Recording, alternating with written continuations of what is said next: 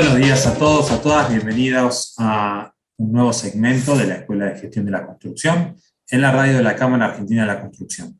Hoy nos acompaña el ingeniero Marcelo De Fiori, profesor histórico, fundador de la Escuela de Gestión, y vamos a conversar sobre un tema que preocupa a todas las constructoras, que es la gestión de los costos. Hola Marce, ¿cómo estás? Gracias por acompañarnos.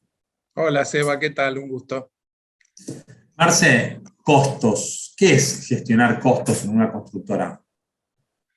Bueno, tiene como varias partes, ¿no? Gestionar costos. Primero, vamos a ir en una línea de tiempo. Primero, una empresa constructora adquiere un pliego con sus planos y quiere ganar esa obra.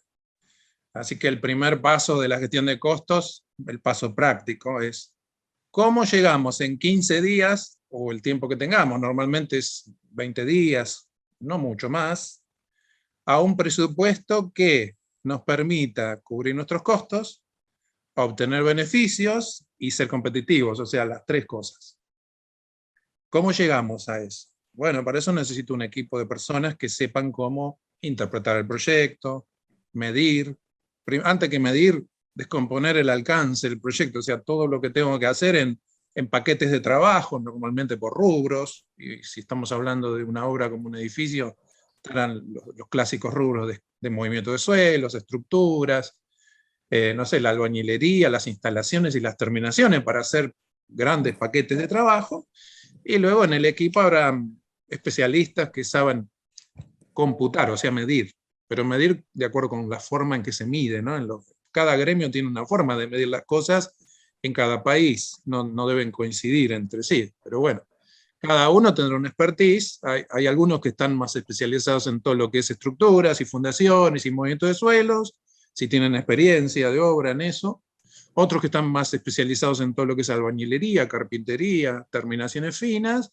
y después están los especializados en instalaciones, que ya son muy expertos y que quizás no están adentro de la empresa. Entonces hay que dividir el trabajo de acuerdo con los equipos que tengamos, para computar, que es medir básicamente, determinar cuánto hay que hacer de esto, cuánto hay que hacer de aquello, y luego ponerle un estimado de costos a eso. Y luego sumar, y eso sería el costo directo nada más. El costo que surge de dividir el proyecto en partes y ponerle precio a cada parte. Y ahí va a estar el contenido de cuánto cuesta el material de cada parte, cuánto cuesta la mano de obra de cada parte, y nos está faltando todo lo demás que soporta el proceso constructivo, que son los gastos generales, donde vamos a tener ahí en cuenta que la obra dura tantos meses y hay que ponerle un jefe de obra, uno o dos capataces y un plantel técnico-administrativo ahí que acompañe la gestión, y además necesitan una oficina, baño, vestuario, y la gente que trabaja necesita vestuario, lugar para guardar las herramientas, talleres, lugar para copiar los materiales, digamos, todo eso no está en el costo de hacer el trabajo. Ese apartado de los costos se suele llamar los gastos generales. Y además hay que contemplar que la empresa, por existir, tiene gastos de operación. Para que exista la empresa hay empleados que están siempre, no importa cuántos proyectos tengamos en ejecución. Y eso también hay que cubrir esos gastos, esos suelen llamarse los indirectos. Entonces, ahí sumo y digo, bueno, este es el costo para hacer el proyecto, pero las cosas podrían pasar no tan perfectamente como las planeamos. Podrían haber riesgos que se transforman en una realidad, impactan en el cronograma, tenemos mayores cosas, o sea, hay que tener una reserva para contingencias.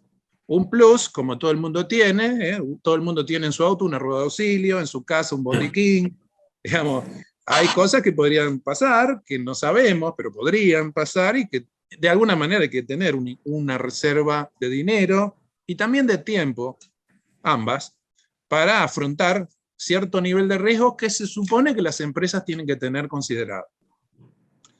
Ahora, si yo me cubro mucho, tengo mucho reserva para contingencia, pierdo la licitación, porque otro se cubre menos que yo. Entonces hay una decisión que tomar, que es más política que técnica, de que hasta dónde me quiero cubrir, y si me cubro más, pierdo la licitación. Entonces ahí, entre el costo y el precio, ahí está jugando cuánto me quiero acolchonar, y bueno, ahí, el que se acolchona menos generalmente gana. Y después hay que ver si la puede hacer. Sí, claro. Obviamente que en un contexto inflacionario la gestión de costos se vuelve un poquito más tortuosa. Claro, porque vos cuando haces la cuenta estática, que decís tantos metros cuadrados de piso por lo que vale el piso, tantos metros cúbicos de hormigón por lo que vale el hormigón, no hay variabilidad. Los precios están fijos. Pero resulta que después yo compro el hormigón todos los meses a un precio distinto y mi contrato no cambió.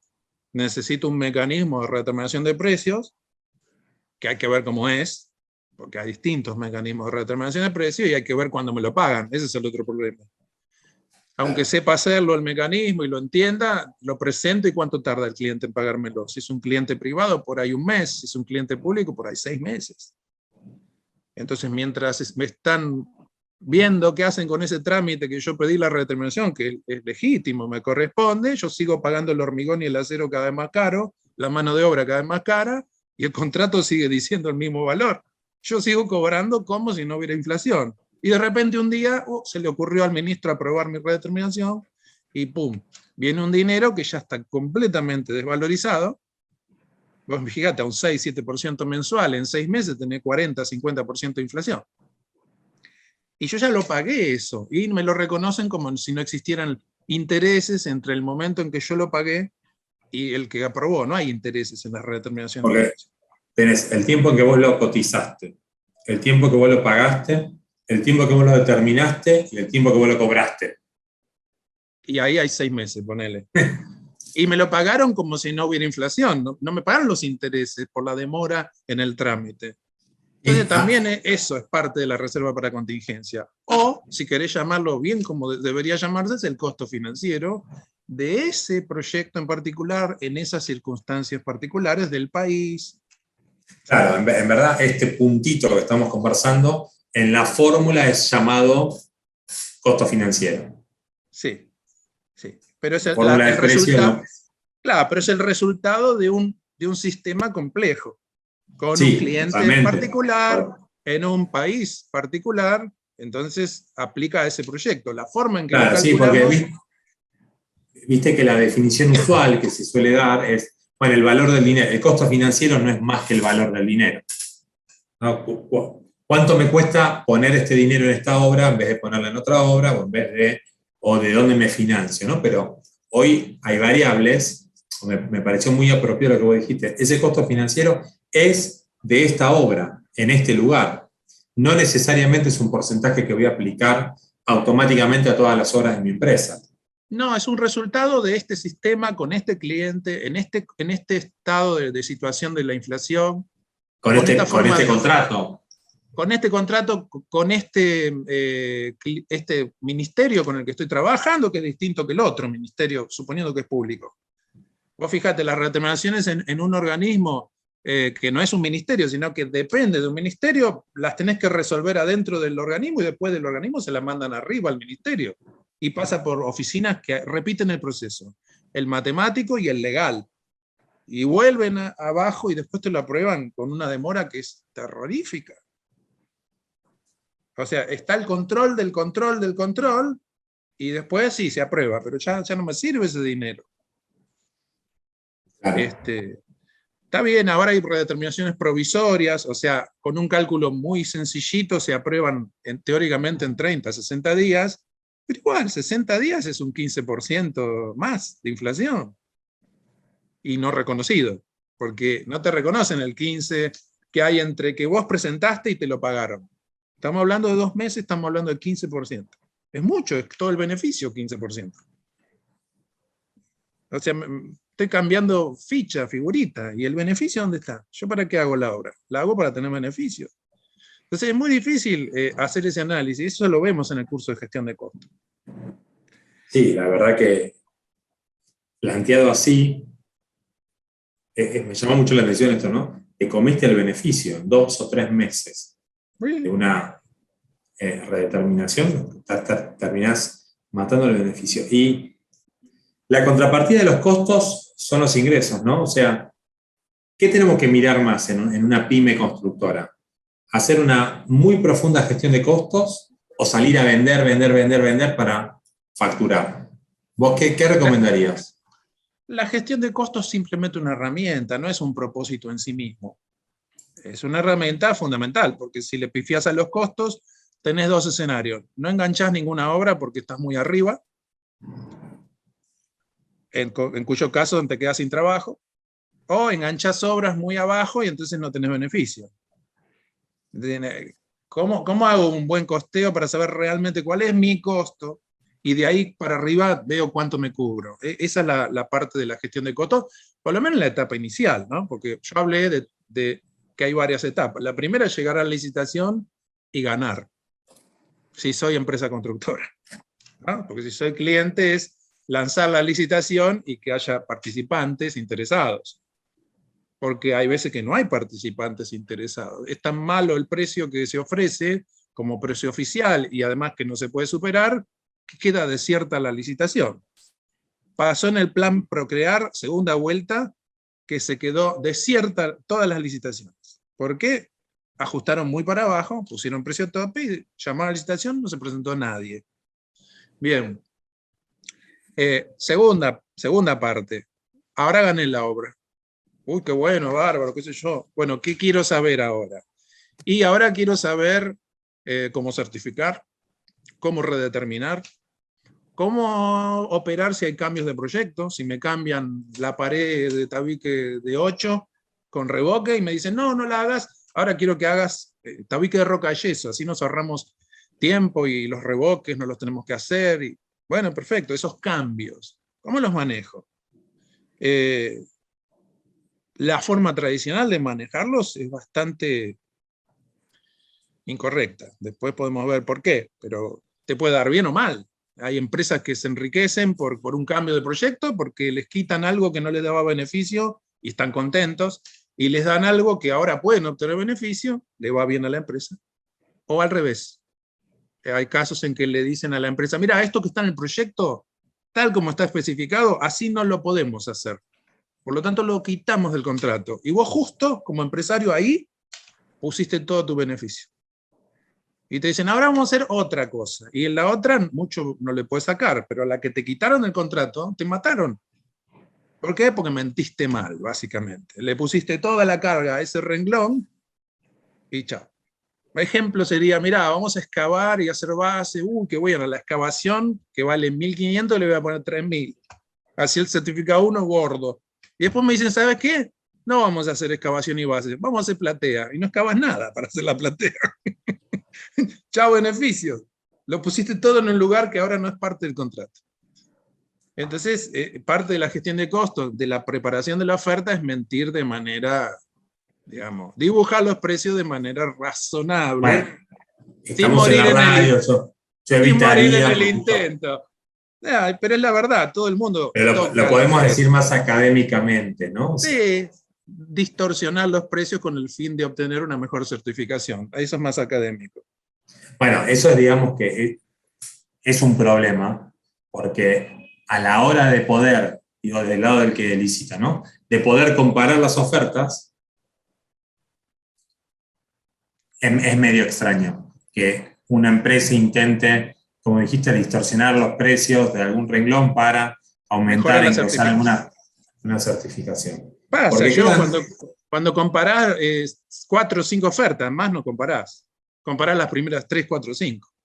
Y ves el mismo renglón, ves desvíos del 100%, para arriba y para abajo. ¿Y cómo puede ser que el mismo ítem tenga tanto desvío? Y la conclusión es que todo está tocado, todo está distorsionado. Claro, entonces, aun cuando esa distorsión en ese renglón después no sea equivalente en el total, ¿no? En el total, los totales no cambian, siguen siendo el número que el empresario dijo, vamos a ir en esta obra con tantos millones, ¿no? Ese número no cambia. Después le dicen, bueno, salimos con 25 millones con esta obra. Bueno, ahora toqueteame los precios para certificar mejor en los primeros rubros. Así tenemos más dinero para trabajar. No es para ganar plata, tengo más dinero para trabajar. Y vos ahí se traduce. Perdón, sí, como licitador, porque trabajás en organismos, tenés vastísima experiencia en esto, y aparte como consultor de privados. ¿Qué opinás vos? ¿Cuál sería la mejor práctica en cuanto a transparencia de la información, temas de compliance, temas de poder verificar y auditar? Vos siempre insistís con que los presupuestos tienen que ser trazables y saber de dónde viene cada número. ¿Cuál es tu opinión? ¿Qué conviene mejorar para realmente digamos, que sea un buen negocio para la empresa, pero que no signifique distorsionar? ¿Viste? La palabra distorsión suena horrible. Sí, pero es la Suena verdad. mal. Pero si querés dibujar, te gusta más dibujar, es lo mismo. No, todos tienen una connotación negativa. No pasa ningún código de ética. Ajustar, ¿querés? ¿Querés usar la palabra ajustar? A mí me gusta usar las palabras que son, mentir es la palabra. ¿Cuál es la práctica? Como cliente yo colocaría curvas de certificación mínima y máxima que le dicen a la empresa, mira, vos tenés que estar para el mes 2 tenés que estar certificando entre un 4 y un 3%, ni más ni menos. Para el mes 3, entre tanto y tanto. Entonces, la mentira queda acotada, digamos. Esa es una herramienta que yo he utilizado muchas veces. Y es una manera indirecta de decirles, mira, vos pones el precio que quieras, pero no te podés pasar de la certificación del mes 1, 2, 3, de tal curva, porque si te pasás yo no te pago, digamos, o no te apruebo directamente la oferta. Entonces ya lo tenés controlado. Esa sería desde el lado del cliente. Del lado del constructor, yo tengo toda una unidad dedicada a cómo hay que ajustar, si te gusta la palabra, de una manera racional los números, los costos, como para que sean siempre beneficiosos, digamos. Si te lo sacan, no te morís. Si te sacan el ítem de la obra, no pasa nada, digamos, no sufrís una grave pérdida. Y yo he visto empresas que sufren graves pérdidas por mentir mal o por ajustar mal. Sí, yo voy a seguir insistiendo incluso que sufren por mentir. Porque no hay una forma de mentir bien y de mentir mal. Mentir es mentir, porque si no entramos en Hay grises que rangos, no me gustan a mí. hay rangos. Yo puedo decir, mira, a mí la excavación me lleva 3 horas por metro cúbico, que supone que esa es la realidad. Le pongo 3,5, bueno, está bien, pasa, no le pones 6. Hay rangos, en todo hay rangos, porque tampoco sabes a la perfección cuánto tardás. También tenés un rango, ¿no? Me pongo más a la izquierda o más a la derecha de ese rango y siempre estoy diciendo algo que es correcto desde el punto de vista técnico. En todo hay variabilidad, no hay una cantidad de horas exacta para hacer una tarea. Hay un rango desde tantas horas hasta tantas horas por metro cuadrado. Bueno, dentro de ese rango puedes estar a la izquierda, en el medio o a la derecha. Esa es mi recomendación. En cualquiera de los puntos que estés dentro de ese rango, si te quitan la tarea, bueno, no te mata. Si te dicen, hace más metros cuadrados de esa tarea, tampoco te matan. Supone que vos tenés una pintura, que es una tarea que certificás allá al final, en el certificado 18, certificás pintura al látex. ¿Qué te diría la regla de juego? Y bajalo, total, lo certificás allá. Bueno, nunca lo bajes a menos de 10% de valor de mercado. Porque si te llegan a decir, ahora pintame 500 metros cuadrados más, lo tenés que hacer. Y te tiene que seguir dando algún beneficio hacer la tarea. Entonces hay que estar dentro de un valor razonable que no te mate si te lo sacan, tampoco te mate si lo tenés que hacer en más, que ambos casos suceden.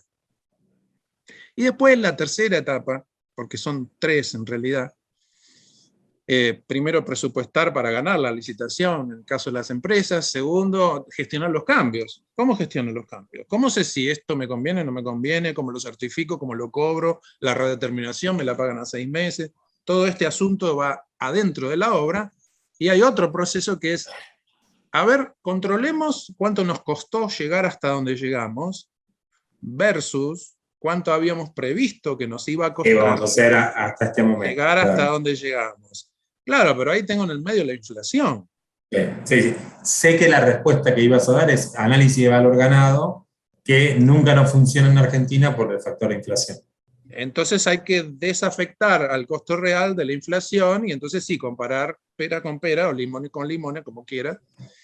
Y entonces ahí vemos si el desvío se justifica. Está bien que haya un desvío más o menos 5, más o menos 10 incluso, porque la precisión de la estimación está en el orden de magnitud que acabo de mencionar. Pero si ya me fui del 10%, hay un problema que hay que analizar por qué. ¿Por qué hay tanto desvío? Si es para abajo, sobre todo, si me quedé corto.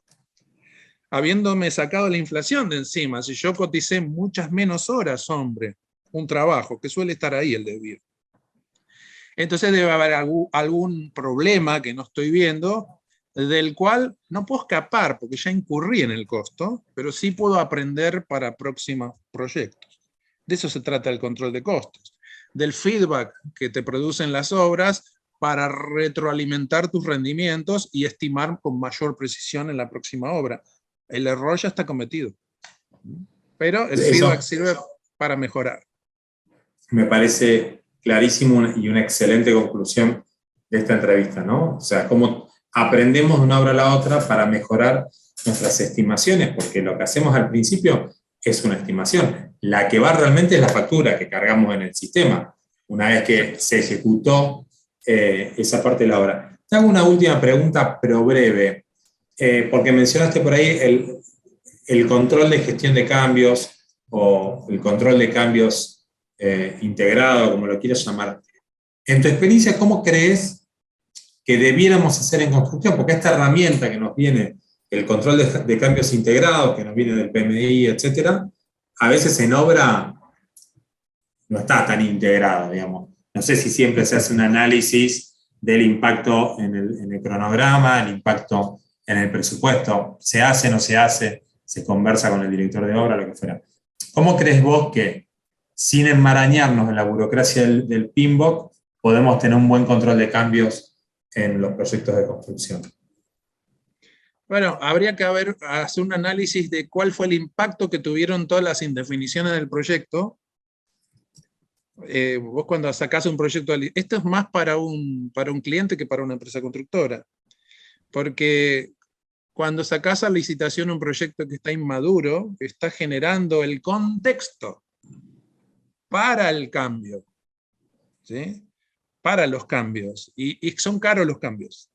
Son caros en términos de tiempo, en términos de calidad y en términos de costos. Entonces, para el que llama a licitación, estaría bueno hacer un análisis de ¿y qué hubiera pasado si estábamos un mes más desarrollando el proyecto, contratando asesores especializados, alguien de suelos, por ejemplo, para que defina la fundación? ¿Por qué no hacemos, en vez de dos ensayos, no hacemos la cantidad que hay que hacer, de acuerdo al tamaño del terreno?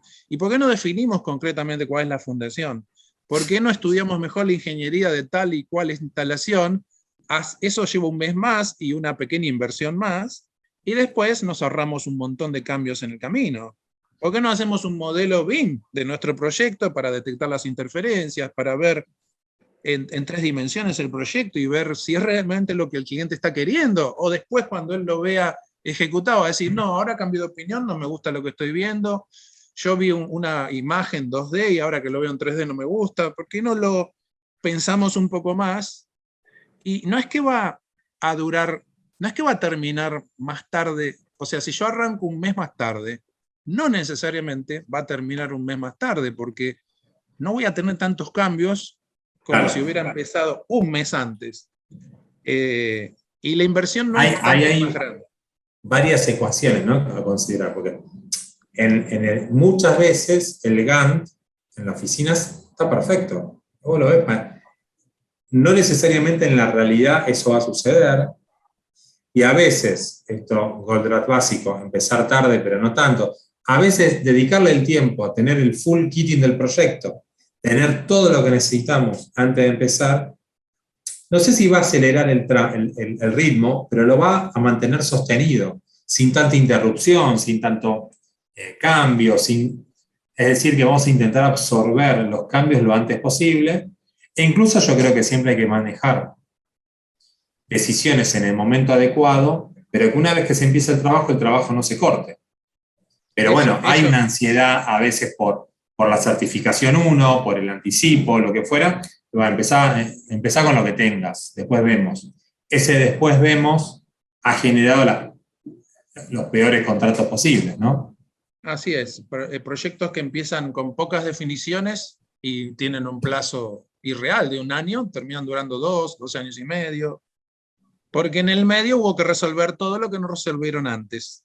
Entonces hubieran estado resolviendo 2 meses más y quizás el proyecto sí se podía hacer en 1 año, pero ya era otro proyecto, un proyecto más maduro, un proyecto donde las cosas están mejor definidas. Por ejemplo, en este momento estoy con un proyecto muy grande en el cual el cliente no ha definido los pisos, todavía qué piso quiere colocar, y esto está deteniendo la obra en este momento. O sea, está haciendo que la obra se tenga que detener. ¿Y sí? Otro caso que tengo es una obra de 10 pisos donde el plano municipal dice 8 pisos. Ya estaban ejecutando la losa sobre 9, vino el inspector, le paró toda la obra. ¿Por qué? Porque alguien no hizo los deberes. ¿Y cuáles eran los deberes? Actualizar y aprobar el plano municipal. O sea, muchos problemas son generados en el dominio del cliente. Ahora, las empresas no son totalmente, no tienen nada que ver. O sea, las empresas también tienen que planificar el trabajo que van a desarrollar. Las empresas también tienen que generar el full kit o el kit completo de elementos para que la tarea comience, y si no, no comenzar. Es mejor no comenzar cuando me faltan cosas. Definiciones, materiales, equipo, herramienta, cuadrilla. Cuando tengas todo, arrancás. Pero arrancás a máxima velocidad, no con cuadrillas débiles, sin los recursos que tienen que tener. Eso es para mejorar en las empresas, el planificar. El planificar y armar el full kit. Marce, súper interesante, nos fuimos de tiempo, pero bueno, como somos el último segmento de la radio, siempre tenemos esta ventaja. Muchísimas gracias, nos vemos en la próxima. Gracias a todos los que nos están viendo. No olviden suscribirse acá abajo en el botoncito de YouTube para poder estar al tanto de todo el material que frecuentemente subimos. Muchas gracias y hasta la próxima. Gracias.